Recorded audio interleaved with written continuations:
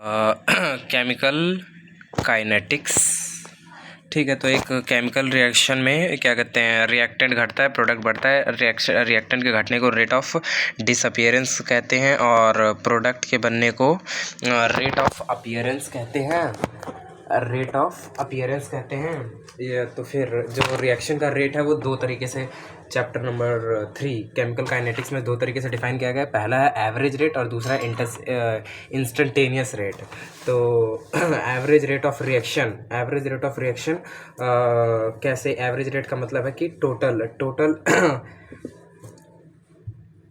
रुको, हाँ, तो एवरेज रेट का मतलब है कि total concentration change by total time, कितना वो लगाओ, कितना टाइम चेंज हुआ, मतलब वही T2 - T1। तो इसके लिए एवरेज रेट ऑफ रिएक्टेंट मतलब कि average rate of disappearance rate का मतलब है कि रिएक्टेंट का निकाल रहे हैं। तो एवरेज रेट निकालेंगे अगर हम लोग, तो ये रहा, ये हमने लिया कंसंट्रेशन 1 और कंसंट्रेशन 2। तो average disappearance rate average disappearance rate कैसे निकलेगा? Minus delta C by delta T, क्योंकि कि जब हम लोग देखा जाए तो रिएक्टेंट प्रोडक्ट में बन रहा है, तो जो फाइनल कंसंट्रेशन होगी ना, मतलब रिएक्टेंट में एवरेज का मतलब होता है कि फाइनल माइनस इनिशियल, तो फाइनल वैल्यू, क्योंकि रिएक्टेंट घट रहा है, पहले ज़्यादा था फिर कम हो रहा है, तो फाइनल वैल्यू कम होगी, इसलिए हम लोग बाहर माइनस लगाते हैं और इस तरीके से इसका average rate delta C by delta T निकलेगा। इंस्टेंटेनियस में भी, मतलब किसी भी इंस्टेंटेनियस में 1, 2 या फिर 2.1 किसी भी इंस्टेंट पे हम लोग उस रिएक्शन का रेट निकाल रहे हैं। अरे एवरेज रेट की मतलब कि कितनी हुई है उस पर्टिकुलर एक भी किसी एक पॉइंट टाइम पे भी, तो उसे इंस्टेंटेनियस कहते हैं। और उसको निकालने के लिए उसमें माइनस dc बाई dt लगता है, माइनस dc उस इंस्टेंटेनियस के लिए। सिमिलरली अगर बात करें कि रेट ऑफ अपीयरेंस यानी कि प्रोडक्ट में रेट ऑफ अपीयरेंस की बात करें तो वो होता है dc by dt। Average rate of appearance के लिए dc बाई dt, और average rate of instantaneous rate of appearance के लिए da बाई dt। वहाँ पे प्लस रहेगा, यहाँ पे माइनस रहेगा, बस इतना फर्क है। उसके बाद थे questions. Factor affecting rate of reaction. पहले ये कंसंट्रेशन बढ़ाने से रेट ऑफ रिएक्शन बढ़ जाएगा और नंबर ऑफ मॉलिक्यूल पर, ठीक है, क्या कहते हैं, अगर हम लोग कंसंट्रेशन बढ़ा देंगे तो रिएक्शन का रेट बढ़ जाएगा। टेम्परेचर बढ़ाने से भी रिएक्शन का रेट बढ़ेगा। कैटलिस्ट ऐड करने से भी रिएक्शन में उसका रेट बढ़ जाएगा, मतलब रेट में डिफरेंस आ जाएगा। मतलब क्या चीज़ें क्या कहते हैं बदल सकती हैं रिएक्शन को, उनकी बातें कर रहे हैं। तो यहाँ पे टेम्परेचर फैक्टर होगा ही, कंसंट्रेशन बढ़ा देंगे तो वो भी एक फैक्टर होगा कि रिएक्शन फास्ट हो गई, मतलब जल्दी होगी। कैसे बढ़ा देगा? 1 minute. On increasing the concentration, कैसे? 1 मिनट, यहाँ पे कोई इक्वेशन नहीं दी हुई है, फिर भी बस मेरे को कंसंट्रेशन याद रखनी, इतनी डिटेल्ड एनालिसिस अगले में कर रखी है कि रेट लॉ क्या होता है। हाँ, फिर आते हैं रेट लॉ क्या होता है। तो रेट लॉ रिएक्शन की रेट लॉ एक इक्वेशन है जो रिएक्शन के रेट को उसके रिएक्टेंट के concentration raise to the power some powers के साथ रिलेट करता है, ठीक है। तो फिर उसके बाद बस ये होता है रेट लॉ। फिर अगली बात आती है कि अगर हमें रिएक्शन दी हुई है, एक रिएक्शन यहाँ पे दी हुई है और इसमें पूछा हुआ है इसका रेट लॉ लिखेंगे, तो कंसंट्रेशन, अच्छा, तो जब हम लोग लिखते हैं ना रेट लॉ, तो वहाँ पे रेट इज इक्वल टू में के मतलब कि एक कांस्टेंट, अच्छा, rate is directly proportional to the concentration of the reactant raise to the power A और बी, ठीक है। ए और बी मतलब जितने भी रिएक्टेंट्स हैं उसके हिसाब से। तो जब डायरेक्टली प्रोपोर्शनल को हटाएंगे तो के आएगा।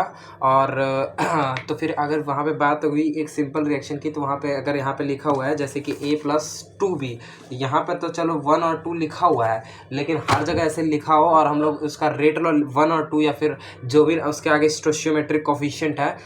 इक्विलिब्रियम वाले रिएक्शन में हम लोग यही तो करते थे कि क्या कहते हैं, इक्विलिब्रियम का जब वो लिखते थे, इक्विलिब्रियम के लिए जब product by reactant equilibrium constant को लिखते थे, तो concentration of reactant raise to the power stoichiometric coefficient. तो यहाँ पे स्टोइचियोमेट्रिक कोफिशिएंट इसलिए नहीं आएगा क्योंकि अगर रिएक्शन सिंगल स्टेप हुई तो जो दिख रहा है वही होगा, मतलब कि जो कंसंट्रेशन दिख रही है जो उसकी स्टोइचियोमेट्रिक कोफिशिएंट है वही उसकी पावर बन जाएगा। लेकिन मल्टी स्टेप रिएक्शन में वो हम लोग कह भी नहीं सकते कि वो जो प्रोडक्ट है वो उनके आपस में कोलिजन और उसकी इंटरेक्शन की वजह से आया है कि नहीं, इसीलिए हम लोग वो पावर में ए और बी लिखते हैं। अभी यहाँ पे बताया गया है, यहाँ पे तो सिंपल सा बताया गया कि एक रिएक्शन ली गई है, रिएक्टेंट से प्रोडक्ट बना है और सिंगल स्टेप रिएक्शन है। सिंगल स्टेप रिएक्शन है तो यहाँ पे जब सिंगल स्टेप जहाँ पे भी गया ना तो उसका रेट और लिखना आसान है। के रेट इज इक्वल टू में के कांस्टेंट, मतलब कि के कांस्टेंट यानी कि रेट कांस्टेंट है, और concentration of reactant raise to the power their stoichiometric coefficient for single step reaction. और इसका ऑर्डर बोला जाए तो ऑर्डर हम लोग ये जो इसमें इस वाले चैप्टर में हम लोग जो पावर है ऑर्डर कह के बोला जाता है। तो ऑर्डर विद रिस्पेक्ट टू ए ये होगी, बी ये होगी, और इन दोनों का एडिशन ओवरऑल ये होगा, ठीक है। और मोलिकुलैरिटी एक टर्म है। मोलिकुलैरिटी का मतलब होता है कि नंबर ऑफ रिएक्टेंट्स, कितने number of reactants colliding with each other to form product is called और नोन एज मोलिकुलैरिटी। तो मोलिकुलैरिटी यही है ना, it is the number of reactant molecules colliding to give product, to give the product in a single step reaction. तो ये मोलिकुलैरिटी किसके लिए define है? सिंगल स्टेप रिएक्शन के लिए डिफाइंड है। अभी ऐसा क्यों होता है वो आगे बता देता हूँ मैं। तो मोलिकुलैरिटी क्या होती है कि कितने नंबर ऑफ रिएक्टेंट मॉलिक्यूल्स, कितने नंबर ऑफ रिएक्टेंट के मॉलिक्यूल्स आपस में टकरा के कोलाइड करके प्रोडक्ट फॉर्म करते हैं single step to give a single step reaction, to give a single step, ठीक है।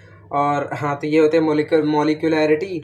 और अगर हम लोग बात करें कि मल्टी स्टेप में हम लोग क्या कहते हैं,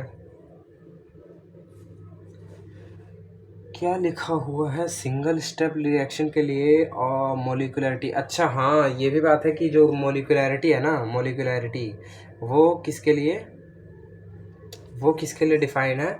अच्छा, वो क्या कहते हैं, सिंगल स्टेप रिएक्शन के लिए डिफाइन है। और दूसरी बात ये कि जो मोलिकुलैरिटी है वो ऑर्डर के इक्वल हो जाती है कि जब सिंगल स्टेप रिएक्शन हो। मोलिकुलैरिटी का मतलब ये है कि कितने मॉलिक्यूल्स आपस में कोलाइड करके फॉर्मेशन ऑफ प्रोडक्ट कर रहे हैं। तो यहाँ पे जैसा कि ये हमने बताया कि ये यहाँ पे एक इसका मॉलिक्यूल इसके दो मॉलिक्यूल के साथ कोलाइड करके प्रोडक्ट फॉर्म कर रहा है। तो देखा जाए तो टोटल 3 मॉलिक्यूल है। और इसका ऑर्डर मैंने क्या बताया, ओवरऑल ऑर्डर भी इसका 3 है क्योंकि ए का 1 है और बी का 2 है, तो ओवरऑल इसका भी 3 है, ठीक है। तो मोलिकुलैरिटी किसके इक्वल होती है? ऑर्डर के। कब? जब सिंगल स्टेप रिएक्शन हो। मल्टी स्टेप रिएक्शन में मोलिकुलैरिटी होती नहीं है। ऐसा क्यों होता है ये भी बता देता हूँ, ये भी बताऊँगा।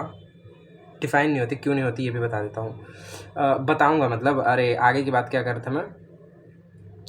अच्छा, तो मल्टी स्टेप रिएक्शन में जो मल्टी स्टेप रिएक्शन होती है उसमें हम लोग कैसे क्या चीज़,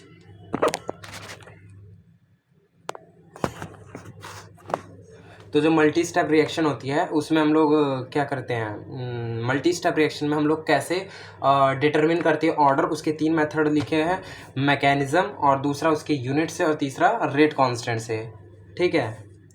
और दूसरी बात कि अच्छा, एक और मोलिकुलैरिटी के बात में है कि मोलिकुलैरिटी ज़ीरो नहीं हो सकती क्योंकि बिना रिएक्टेंट के मोलिकुलैरिटी ज़ीरो होने का मतलब है कि मॉलिक्यूल्स है ही नहीं, तो प्रोडक्ट कैसे बन रहा है। इसलिए मोलिकुलैरिटी कांट भी ज़ीरो, और मोलिकुलैरिटी नेगेटिव नहीं हो सकती, और फ्रैक्शन में तो मॉलिक्यूल होते नहीं हैं, और मोलिकुलैरिटी लेस देन इक्वल टू 3 होती है, ठीक है। 4 नॉट पॉसिबल है, ये याद रखने वाली चीज़ है। और फिर हमने एक रिएक्शन, हाँ अगली बात अब आ गई मल्टी स्टेप रिएक्शन की। तो हमने फिर से एक रिएक्शन ली है कि ये रही रिएक्शन कि ये A1A+2B गिव प्रोडक्ट। तो यहाँ पे हमने ऐसे एज्यूम किया मल्टी स्टेप रिएक्शन, तो इसके लिए रेट लॉ लिखेंगे। तो रेट इज इक्वल टू में K raise to the power K concentration of A raise to the power A and concentration of B raise to the power B है। तो यहाँ पे अभी हम लोग इसका स्टोइचियोमेट्रिक कोफिशिएंट नहीं चढ़ा सकते क्योंकि कि अभी हमें अभी क्या कहते हैं, दिख तो रहा है कि ये क्या कहते हैं A के और 2 भी मिलकर प्रोडक्ट बना, लेकिन ये है नहीं, ये चढ़ा नहीं सकते क्योंकि मल्टी स्टेप रिएक्शन गिवन है। मल्टी स्टेप में जो लिखा है वो नहीं चढ़ा सकते। ऐसा इसलिए क्योंकि यहाँ पे हमने दिया हुआ यहाँ पे हमने एग्जांपल से बताया हुआ है कि जो बी है वो क्या पता खुद ही के साथ इंटरेक्ट करके, देखो स्टेप 1 में बी ने बी के साथ इंटरेक्ट करके मान लो बी स्टार बना लिया, और दूसरे में जो बी स्टार है उसने ए के साथ रिएक्ट करके ये प्रोडक्ट बना दिया। तो अब जब इन दोनों को ऐड करेंगे तो भी यही आएगा जो 1A + 2B। तो यहाँ पे देखा जाए तो ए एंड बी कहीं पे आपस में रिएक्ट नहीं कर रहे हैं, ए एंड बी कहीं पर नहीं रिएक्ट कर रहे हैं, वो बी स्टार ने ए के साथ रिएक्ट करके बनाया प्रोडक्ट फॉर्मेशन। यहाँ पे ए और बी कभी एक दूसरे के साथ रिएक्ट ही नहीं कर रहे हैं, मतलब इंटरेक्ट ही नहीं कर रहे हैं, फिर भी प्रोडक्ट फॉर्मेशन हो रहा है जो कि दिख रहा है, जो कि ऊपर लिखा हुआ है। लेकिन तो यहाँ से यही चीज़ क्लियर होती है कि अगर जो मल्टी स्टेप रिएक्शन होता है वहाँ पे जो रिएक्शन दी होती है, मल्टी स्टेप जो रिएक्शन होती है उसमें जो गिवन रिएक्शन है उसके जो क्या कहते हैं, अरे स्टोइचियोमेट्रिक कोफिशिएंट है, वो ये नहीं दिखा सकते कि वो उसका ऑर्डर नहीं होते हैं, ठीक है। तो simple equation, we can't determine its order reaction because and through the component. तो फिर सर ने इसके बाद बताया था, अच्छा हाँ, फिर ये हम लोगों के यहाँ से क्लियर हो गया ये बात कि हम लोग मल्टी स्टेप रिएक्शन में जो गिवन जो सामने रिएक्शन लिखी है उससे हम लोग उसका ऑर्डर नहीं प्रेडिक्ट कर सकते, डिटरमिन नहीं कर सकते, जो भी कह लो। और फिर आगे सर ने बताया कि क्या कहते हैं मेथड नंबर 3, जो यहाँ पे मैंने 3 मेथड बताए थे कि क्या कहते हैं हम लोग मल्टी स्टेप रिएक्शन के लिए कैसे कैलकुलेट कर सकते हैं उसका ऑर्डर। तो उसमें से तीसरा मेथड था कि हम लोग उसके यूनिट से बता सकते हैं कि उसका ऑर्डर ऑफ द रिएक्शन क्या होगा, ठीक है, ऑर्डर ऑफ द रिएक्शन क्या होगा। तो पहला तो यहाँ पे तीसरा ये था कि क्या कहते हैं हम लोग उसकी यूनिट से बता सकते हैं। तो यूनिट हमने इसकी निकाल ली, यूनिट ऑफ रेट कांस्टेंट। हाँ, रेट कांस्टेंट की यूनिट से हम लोग बता सकते हैं कि ऑर्डर ऑफ द रिएक्शन क्या होगी फॉर मल्टी स्टेप रिएक्शन। तो ये यूनिट ऑफ रेट कांस्टेंट ये आ गई। यहाँ पे unit of rate, unit of concentration, ये समझने वाली चीज़ है। ये तो नेट आंसर ये आ रहा है concentration raise to the power 1 - n time inverse, ठीक है। लेक्चर नंबर 4, अच्छा लेक्चर नंबर 4 नहीं, फिर यहाँ पे रुको यार, ये चीज़ मेरे को समझनी पड़ेगी खुद।